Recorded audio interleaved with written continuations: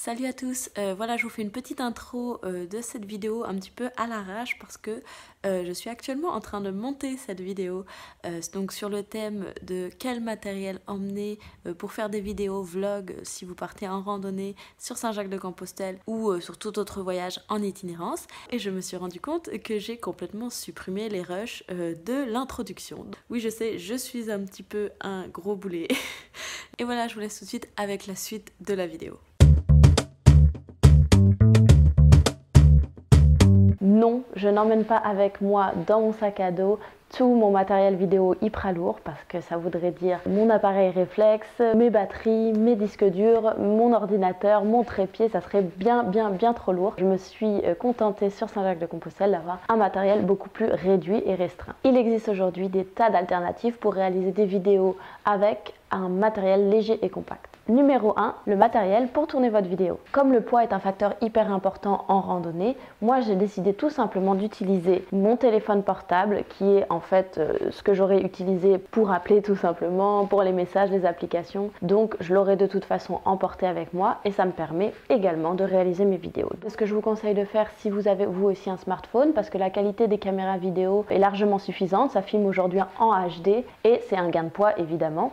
Après, si vous avez aussi tout ce qui est GoPro ou petite caméra vraiment légère, pourquoi pas la prendre en plus. Ce que je vous déconseille, ça serait plutôt de prendre vraiment un appareil photo en plus, parce que d'abord, les appareils photo compacts aujourd'hui n'ont pas une qualité forcément vidéo beaucoup plus importante que celle de vos téléphones portables. Donc, je vois pas vraiment l'intérêt, sachant que ça va être plus lourd. Alors, petit détail, votre smartphone, téléphone intelligent, cellulaire, machin, enfin bref, ce truc, a deux caméras. Donc la caméra, comme vous, en fait, vous le savez déjà sûrement, votre caméra pour prendre les selfies lorsque vous voulez vous voir, et puis la caméra extérieure lorsque vous filmez quelque chose de l'autre côté. Ce que je vous conseille, comme les deux caméras n'ont pas la même qualité, c'est toujours de filmer avec celle qui est extérieure, parce qu'en fait on aurait une tendance à vouloir se voir lorsqu'on se filme, mais la qualité est vraiment moins bonne de ce côté là. En ce qui concerne le son, votre téléphone a évidemment aussi un micro interne, mais sachant qu'on filme en extérieur, dès qu'il va y avoir du vent ou n'importe quel autre son environnant, ça va faire un petit bruit parasite dans votre vidéo. Ce que je vous conseille, c'est donc d'avoir un petit micro-cravate que vous allez tout simplement brancher dans la prise casque de votre téléphone, là où vous mettez vos oreillettes d'habitude. Moi, le micro-cravate, je peux pas tout de suite vous le montrer, enfin si, je vais vous le montrer, mais je l'utilise actuellement. Donc voilà, ça se présente comme ça, c'est le petit micro que j'ai là.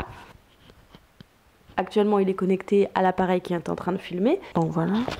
Je vais le remettre et puis le cacher parce que ça c'est mon petit truc, je le cache avec mes cheveux. Tout de suite ça va vraiment donner, on se rend pas compte, le son c'est vraiment important en vidéo et tout de suite ça va vous donner un rendu professionnel, parce que souvent on a tendance à privilégier l'image, mais il faut penser que le son est tout aussi important. Ça pèse vraiment pas grand chose, sûrement même pas 100 grammes, je vous avoue, je l'ai pas pesé ce micro-cravate. Moi j'utilise un micro de la marque Boya, je sais plus exactement le nom du modèle, je vais vous le laisser dans la description ci-dessous.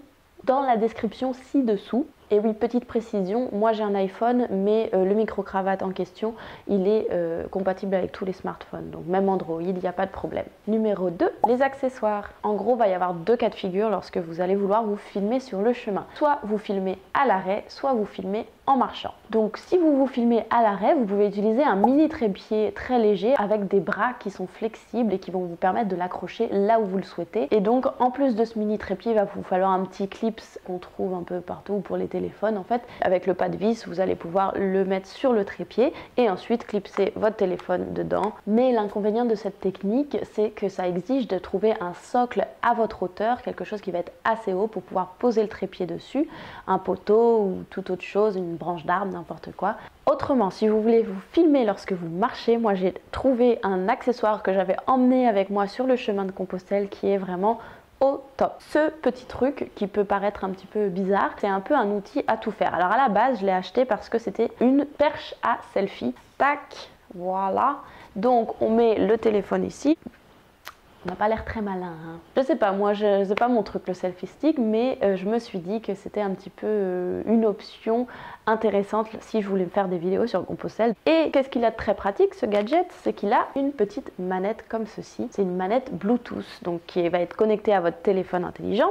Et comme ça, vous pouvez donc vous mettre en mode selfie pour vous filmer et vous pouvez simplement appuyer ici et ça lance la photo ou la vidéo selon ce que vous voulez sur votre téléphone. Et donc ça, moi je pense que rien que pour ce petit outil, ça valait la peine d'acheter la perche à selfie. Ensuite, un autre petit gadget de cette perche, c'est aussi un trépied. Et c'est quand même un trépied assez haut vu qu'il y a la longueur de la perche. Donc voilà, même si on n'a pas forcément l'air très malin en train de se filmer, c'est vraiment pratique, ça donne un rendu vraiment bien. Donc si vous aussi vous voulez vous procurer ce petit outil, je vous mets le lien en dessous de la vidéo. Je me souviens plus combien je l'ai payé, mais c'était vraiment pas cher non plus. Après, si vous voulez tout simplement économiser du poids dans votre sac à dos, il y a l'option vraiment simple, tendre le bras pour vous filmer et ça marche aussi très bien. J'ai aussi trouvé une autre petite astuce si vous voulez quand même vous filmer avec une perche à selfie qui vous donne donc une grandeur plus longue que celle de votre bras. C'est tout simplement d'utiliser un de vos outils que vous avez sûrement sur vous. En tout cas, moi j'en avais un. Mon bâton de randonnée, mon bâton télescopique,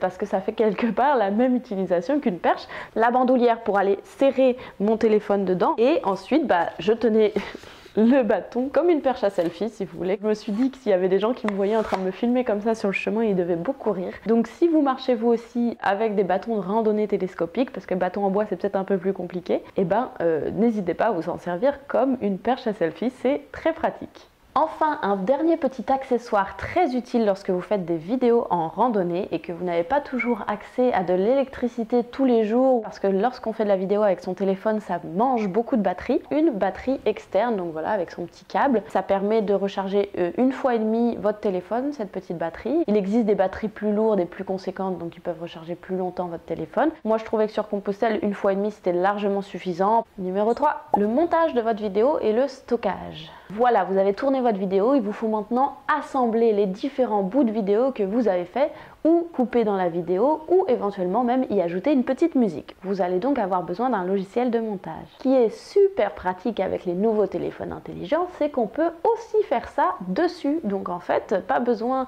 de transférer vos vidéos de votre téléphone sur un ordinateur extérieur qu'il faudrait en plus trouver lorsqu'on est en randonnée. Vous allez trouver dans votre téléphone des applications qui vont vous permettre de faire des montages simples mais super efficaces. Alors moi sur l'iPhone, il y a l'application iMovie qui est inclus. Je l'ai utilisée tout au long de mon chemin de Compostelle, elle est vraiment très pratique, très bien. Si vous avez un iPhone, c'est celle que je vous recommande. Si par contre vous avez un Android, je ne sais pas s'il y a une application de montage qui est inclue dans votre Android, je ne pense pas. Par contre, vous allez trouver des tas d'applications pour faire du montage. Mais celle que je vais vous conseiller, moi, ça va être Adobe Premiere Clip, qui est une très bonne application, gratuite aussi, disponible sur Android et sur iPhone si jamais aussi vous voulez pas toucher à iMovie. Une fois que votre vidéo est montée, il vous suffit tout simplement de l'exporter et vous pouvez maintenant la publier à vos amis et sur vos réseaux sociaux. Mais ce n'est pas tout à fait fini. Lorsque votre vidéo est exportée et publiée, partagée autant que vous voulez, votre vidéo elle est uniquement stockée sur votre téléphone. Sachant qu'on est en itinérant sur une randonnée, je ne vous le souhaite vraiment pas, mais c'est vrai qu'il y a quand même un risque que votre téléphone tombe, se casse, n'importe quoi. Et c'est pour ça que je vous conseille fortement de stocker votre vidéo en double, c'est-à-dire de la garder une fois sur votre téléphone et de la stocker ailleurs pour pouvoir la récupérer si jamais il arrivait quoi que ce soit à votre téléphone. Il existe des tas de serveurs en ligne sur lesquels vous allez pouvoir conserver votre vidéo, soit le cloud qui est inclus dans votre téléphone, soit il existe Ubique, Dropbox et j'en passe, je pense qu'il y en a beaucoup, et de la mettre dessus dès que vous avez une connexion internet. Et comme ça, la vidéo est stockée, vous savez que vous pouvez y avoir accès n'importe quand, de n'importe où. Voilà, vous connaissez maintenant tout mon équipement que j'utilise pour réaliser mes vidéos lorsque je suis en randonnée. J'espère que ces petits conseils vous aideront à réaliser vos propres vidéos. Et n'hésitez pas, si vous avez la moindre question, à la poser dans les commentaires juste en dessous, je serai très contente d'y répondre. Je vous fais des gros bisous et je vous dis à la prochaine.